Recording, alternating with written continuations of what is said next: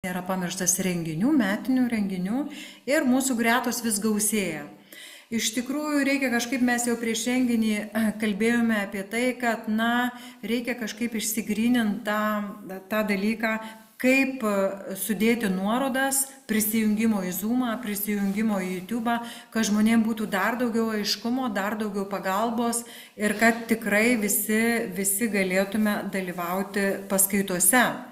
Ir kaip ponia Jūratė minėjo, iš tikrųjų šios paskaitos mūsų partnerio visuomeninės organizacijos Senjorų pasaulis platformoje vyksta kiekvieną ketvirtadienį.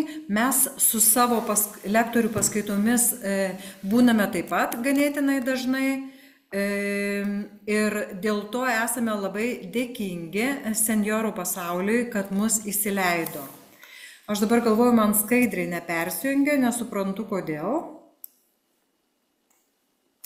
Neįsivaizduoju. Jūs matot visą? Jūs matot visą patį? Ta pirmą vaizdą matau. Taip, ir galvoju dabar. O, dabar jau persijungi. Taigi, Senjorų pasaulis iš tikrųjų yra tas partneris, kuris pradžioje pasakė, kad mes turim labai puikią skaitmeninę platformą, galime naudotis, o mes kaip iniciatoriai šio projekto ryšių reguliavimo tarnyba tuomet dar turėjome tik Teams platformą. Aš iš karto supratau, kad mums reikia Zoom'o, kadangi Zoom'e galima talpinti kiek norim žmonių. Pradžioje mes iki 100 turėjom klausytojų, dabar jau talpinam 300 ir vos telpam, bet turim kitą alternatyvą. Mes iš karto jungiamės prie YouTube kanalo, jeigu nebetelpam Zoom'e. Tai dėkui Elipsis už išplėstą galimybę. Ir dar kartelį dėl ko Zoom, tai Zoom platforma yra palankesnė žmonėms su klausos negale. Be galo dėkoju ir nesiliausiu dėkojusi lietuvių gestų kalbos vertėjams, kurie atveria beribės galimybės žmonėms su klausos negale. Dėkui jums. Ir kažkas yra komentaruose pasakęs, ar man atrodo galbūt apklausos anketose, kad apie ne vienas nėra pamirštas mokymus, mums ne visiems aktualu, nes tai daugiau skirta Vilniečiam ir taip ir ne. Mes darome mokymus gyvai, nuotoliu ir hibridinius. Taigi, kovo 17 dieną Vilniaus apskrities Adomo Mickevičiaus viešojoje bibliotekoje nuo 1 valandos bus 3 paskaitų ir diskusijų ciklo dirbtinio intelekto galimybės ir iššūkiai. Tema, žodžiu, privatumas, saugumas, asmens duomenų apsauga. Dar yra vietų, skenuokite QR kodą Vilniečiai ir atvykite į mokymus.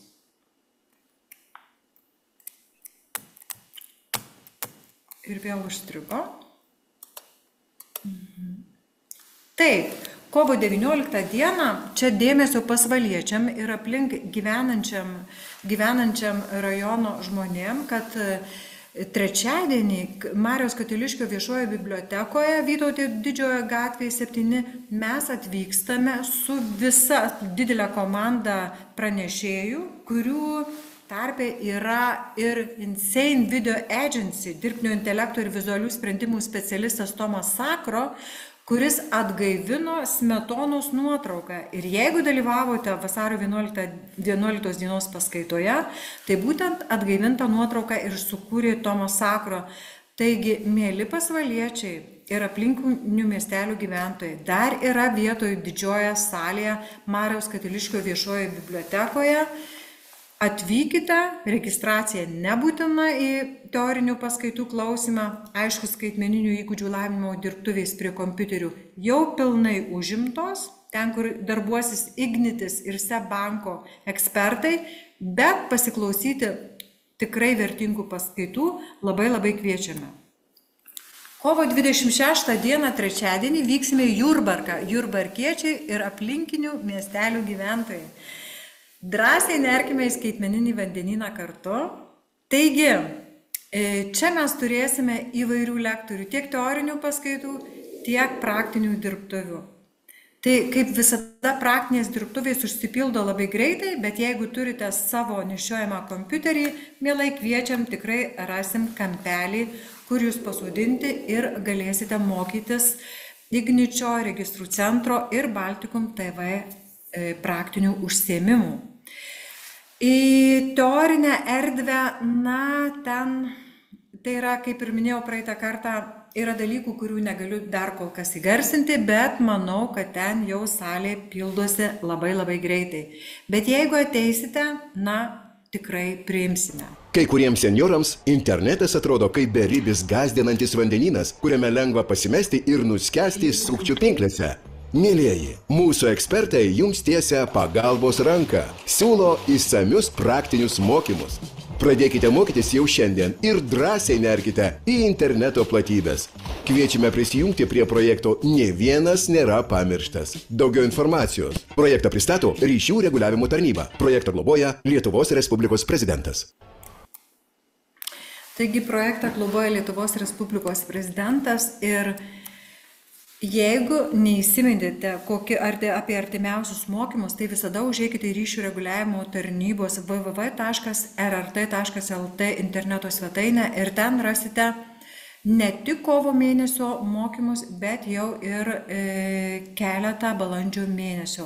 Dar labai trumpa žinutė Lietuvos savivaldybių viešosioms bibliotekoms. Šiandien apskambinau keletą iš jų, bet artimiausiu metu, 2 savaičių bėgyje, sulauksite laiško, kuriame bus savotiška apklausa, nes mes esam pasiruošę, o jūs taip pat pagalvokite, kas iš jūsų, ar bibliotekos darbuotojas, ar to miestelio savanoris, ar buvęs pedagogas, ar esamas pedagogas, norėtų dalyvauti savotiškoje programoje pagal mokyk mokytoją metodą ir perėmęs iš mūsų projekto Nė vienas nėra pamirštas lektorių turimas temas, praktinių užsiėmimų temas, galėtų apsimokyti nuotoliniu būdu ir visas žinias perkelti vietos gyventojams.